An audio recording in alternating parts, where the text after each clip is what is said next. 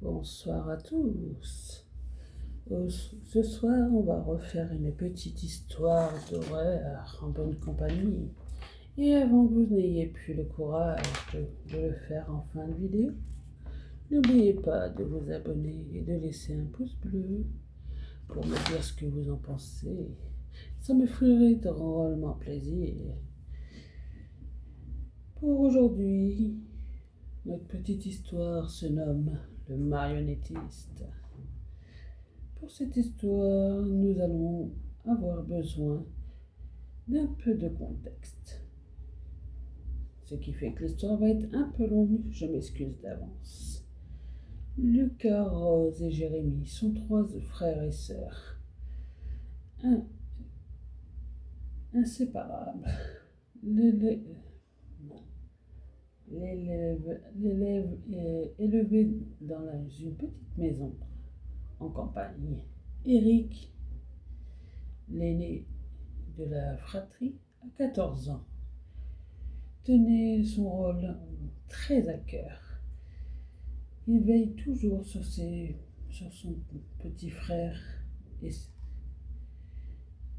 qui était rêveur, qu'il guide dans toutes ses aventures. Pourtant, Rose ne se considérait pas comme une princesse. Du haut de ses 12 ans, elle est plutôt la casse-cou de la fratrie. Grandir entre deux garçons l'a endurcie et elle a appris à jouer à leur jeu et à grimper aux arbres, à ces aventuriers-là, et jamais elle est restée seule. C'est même souvent elle qui est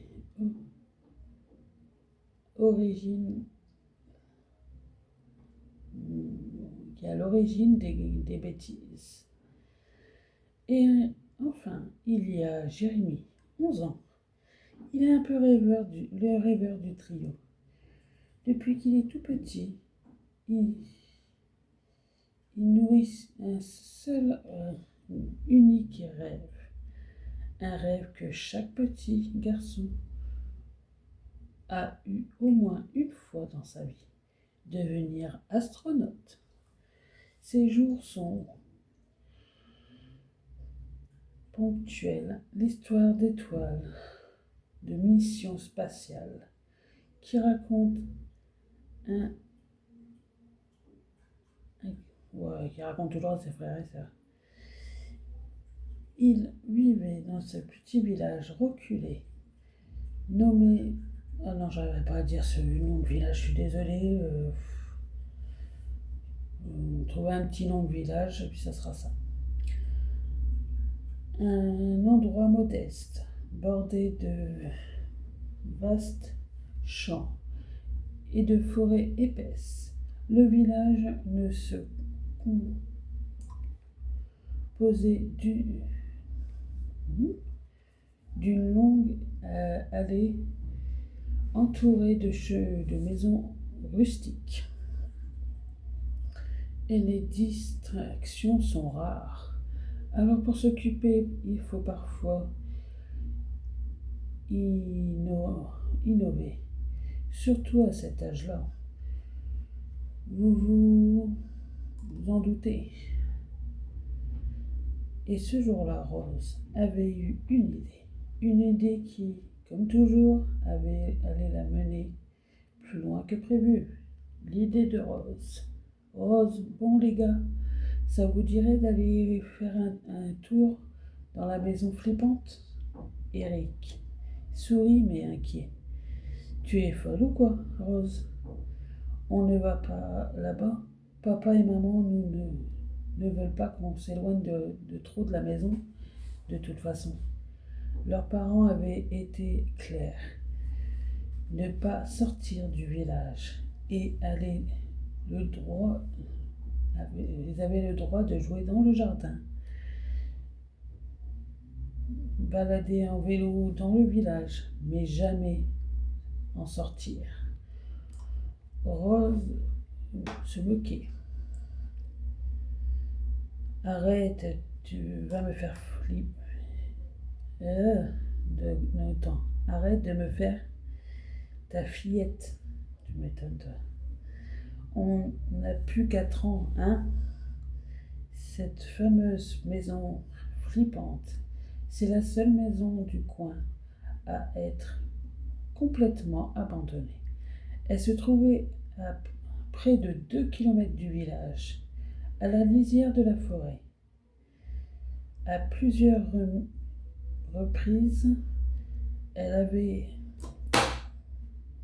excusez-moi pour le bruit, il avait enfreint les règles de leurs parents pour s'en approcher, observant au loin de ces forêts, de cette fenêtre barricadée et sa porte close. Il avait fini par la surnommer la maison flippante, mais jamais il n'avait osé y aller plus loin, jusqu'à aujourd'hui, pardon. Après de longues minutes à jouer à des nerfs avec son frère aîné, Rose finit par le convaincre. Bon, d'accord, c'est Eric qui parle. Bon, d'accord, mais on y va juste pour jeter un coup d'œil. Après, on revient tout de suite, promis? Rose lui répond avec un sourire. Premier chef. Jérémie, de son côté, était déjà à la moitié convaincu. L'idée d'explorer la maison abandonnée l'excitait autant qu'elle le terrifiait. Jérémie dit: Vous êtes sûr que c'est une bonne idée? Mais ils n'ont pas eu le temps de protester davantage. Eric et Rose, on est déjà leur vélo. Ne voulait pas être laissé derrière. Il prit le sien et en souriant. Les 3 enfants, pédalant vite jusqu'à la maison flippante. Finalement, après plusieurs minutes de trajet, ils arrivent devant la maison. Ils posaient leur vélo contre un arbre et observaient la bâtisse de plus près. Elle était encore plus sinistre que dans leurs souvenirs. Construite derrière en bois et apparaissant sur le point de s'effondrer, la peinture écaillée, le toit affairé, voilà, le toit était sur le point de se détruire aussi. Il donnait l'impression qu'elle n'avait pas été habitée depuis des siècles. Toutes les fenêtres étaient recouvertes de planches clouées. Rose dit: Alors, on y va? Eric hésita un instant. Son regard parcourut la façade sinistre de la maison.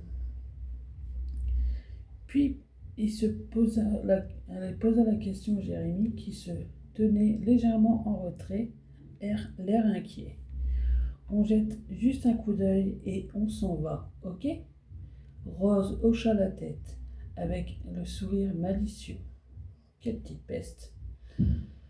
Pardon, c'est sorti tout seul. Les 3 enfants avançaient prudemment jusqu'à le perron. Rose, toujours la plus téméraire, la plus courageuse des 3, on va dire, posa sa main sur la poignée de la porte et tenta de l'ouvrir. Rose dit: C'est fermé, évidemment. Eric la rejoint examinait les planches clouées à la fenêtre et s'approcha d'elle et dit si on arrive à dégager ces planches, on pourra passer par là. Rose et Eric tiraient de toute leur force des morceaux de bois épais, attachés avec des clous rouillés, un par un, après de longues minutes d'efforts, ils avaient réussi à dégager une ouverture suffisamment grande pour rentrer à l'intérieur. Jérémie dit « Attendez, j'ai vu quelqu'un à l'étage. » Rose dit avec un rire nerveux « Arrête de dire n'importe quoi. T'as trop d'imagination. Toi, t'as vu l'état de la baraque. C'est pas comme ça qu'on va changer d'avis. » Avant qu'il ne puisse réfléchir davantage, Rose attrapa une pierre au sol et la lança contre la vitre et la brisa. Sans plus attendre, Rose passa la première à travers l'ouverture. Eric lui emboîta le pas, suivi de Jérémie, qui, malgré la peur qui lui tournait au ventre, elle avait mal au ventre en fait à cause de ça, ne voulait pas rester seule dehors. Qui c'est qui n'aurait pas voulu rester seul? Une fois à l'intérieur, le silence était oppressant. Tout semblait fixé dans le temps. Il se trouvait dans un couloir étroit où l'air était lourd, chargé d'une odeur de bois humide et de poussière accompagnée de plusieurs années. L'obscurité régnait, à peine percée par un rayon de lumière qui filtrait à travers les interstices des planches clouées sur les fenêtres. Rose dit en chuchotant « Chut, écoutez !»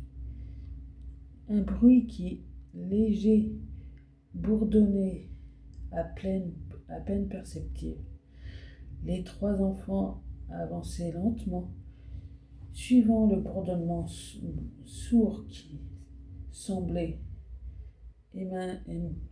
l'emmener vers la pièce voisine. Lorsqu'ils pénétraient dans ce qui semblait être le salon, leur regard se posait immédiatement vers une vieille télévision poussiéreuse, trônait au centre de la pièce, et elle s'était allumée.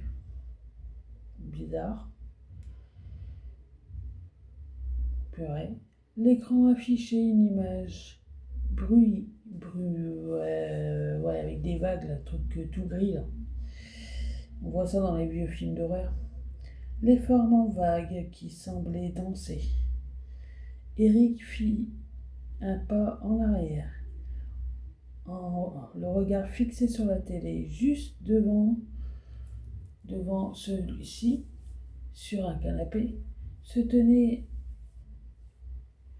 un pantin en bois. Ok.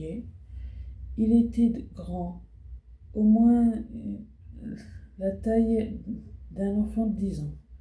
Assis, il semblait regarder en direction de la télé, son regard vide, vitreux, dans une expression de tristesse si intense qu'il aurait semblé humain. Eric murmure « Ok, c'est trop, on se casse, Rose, tout de suite. » Mais à peine il avait fait demi-tour qu'un bruit résonne à l'étage. Ils se figèrent immédiatement. Le cœur battait et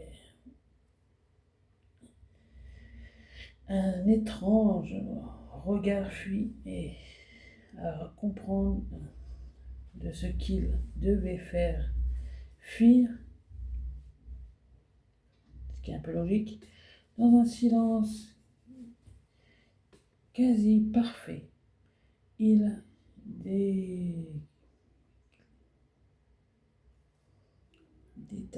détalait vers la porte d'entrée, mais elle était toujours verrouillée. Rose, paniquée, c'est pas trop tôt, tira la poignée sans succès. Rose chuchota en paniquant. Elle est bloquée, merde, merde. Désolé pour le gros mot. Eric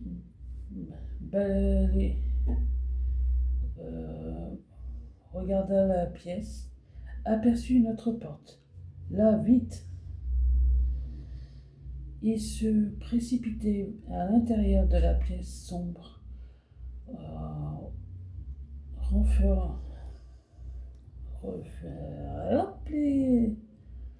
refermant la porte derrière eux. La seule source de lumière provenait de la petite ouverture dans les planches de la fenêtre. Le silence retomba brusquement. Ils retenaient leur souffle, l'oreille tendue vers le bruit, pas lourd, qui résonnait lentement dans l'escalier. Ils s'étaient réfugiés dans ce qui semblait être une ancienne salle à manger. Mais l'atmosphère était étrange. Leurs yeux commençaient à s'habituer à l'obscurité. Ce qu'ils découvrirent figea Rose sur place. Dissimulée sous des vieux draps blancs, une dizaine de formes se tenaient immobiles dans la pièce, des formes à hauteur d'homme. Rose s'approcha lentement, le souffle court, et tendit la main vers l'un des draps. Eric dit d'une voix basse, Rose, ne touche à rien. Mais c'était trop tard. Elle tira le drap d'un coup sec, révélant un mannequin en bois, assis sur une chaise. Il fixait sa tête à peine grossissement blanc, ses mains et ses pieds étaient attachés d'une ficelle qui pendait vers le plafond. Soudain, un bruit étonnant d'un autre drap les fit tous sursauter. La voix inconnue. Pitié, aidez-moi. Purée. Une voix faible, tremblante. Eric prit son courage à deux mains et s'avança vers l'origine du bruit. Il s'arracha violemment le drap. Un enfant, les tremblants, était assis sur une chaise, son visage blanchi par une peinture grossière. Il était masqué par la terreur. Il n'avait plus de paupières, comme si elle avait été découpée. Ses yeux résulés étaient pointés vers ceux d'Eric, qui eut l'impression que son cœur avait sorti de sa poitrine. Ses poignets et ses chevilles attachés Aussi des fils étaient en sang. La porte s'ouvre lentement. Les enfants, complètement horrifiés, regardaient dans la direction. Une silhouette gigantesque apparut, une forme si grande qu'elle remplissait de toute la hauteur de la porte. La silhouette qui apparaissait trop grande pour être humaine baissa lentement la tête pour entrer dans la pièce. En avançant, la silhouette laissa place à ce qui semblait être un monstre. Un homme démesurément, super grand on va dire, parce que je n'arrive pas à le dire ce mot, qu'il devait faire de 2,30 m ou 2,40 m. La lumière permettait désormais d'entrevoir son visage, révélant un visage goré et d'une haine profonde. Son souffle semblait être celui d'un ours. L'homme leva lentement une main.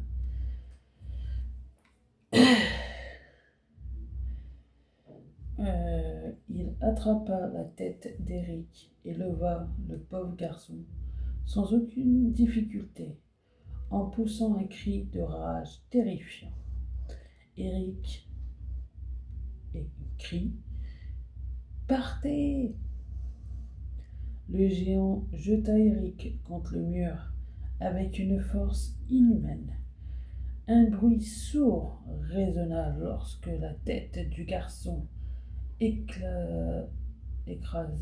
s'écrasa contre le bois. Rose, sous le choc, attrapa la main de Jérémie et tira en arrière.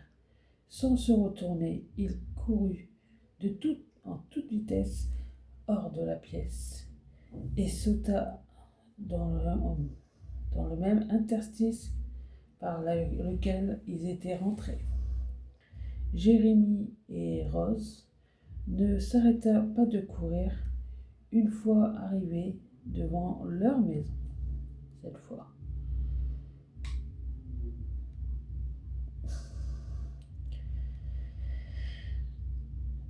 Alors, 20 ans après ce qui s'est passé, Rose et Jérémie ont tenté de vivre avec le poids de ce qu'ils avaient vu. Après leur fuite, leurs parents avaient immédiatement contacté la police. Pourtant, personne ne leur avait jamais dit ce qui était ils sont retournés dans cette maison. Tout ce qu'ils savaient, c'était qu'un inconnu avait eu le temps de disparaître avant l'arrivée des forces de l'ordre. L'affaire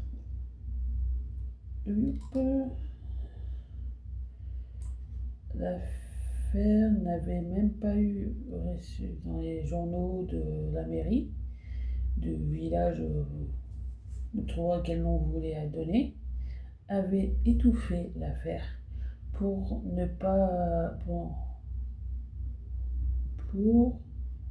on ne sait quelle raison. Les parents de Rose et Jérémie ne s'étaient jamais remis de cette histoire, ce qui est un peu logique. La peur, la culpabilité et l'incompréhension avaient rongé de leur foyer, jusqu'à les pousser à vendre la maison et déménager loin, très très loin, ce qui est un peu logique. Mais eux, les survivants, avaient dû continuer. Alors, excusez-moi, je m'arrête juste 2 secondes de lire, parce que je veux voir où est-ce que ça en est par rapport à ça.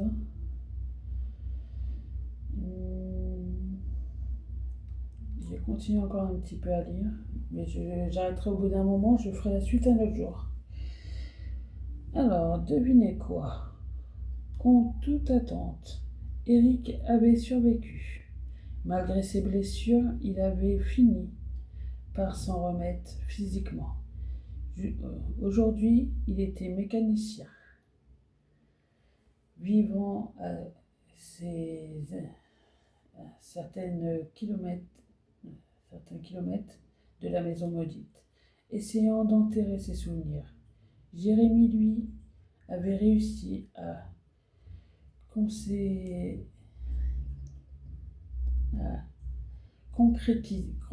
à réaliser son rêve. Ça ne va pas dire. Il était devenu astronaute, marié, père d'un petit garçon de 8 ans. Il menait une vie parfaite. Dans une semaine, il réalisait son rêve ultime, partir pour son première mission spatiale. Il avait même pu se payer la voiture de ses rêves. Je peux pas dire cette marque, hein. C'est une marque. En tout cas, elle était bleue. Jérémie avait magnifiquement su rebondir après son drame familial. Ses deux frères n'avaient jamais été aussi soudés. Tandis qu'à Rose, elle, c'était une autre histoire.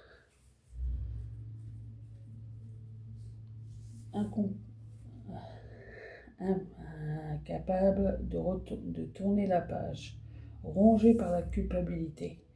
Elle avait pris une décision incompréhensible pour tous. En tout cas, pour aujourd'hui, c'est fini.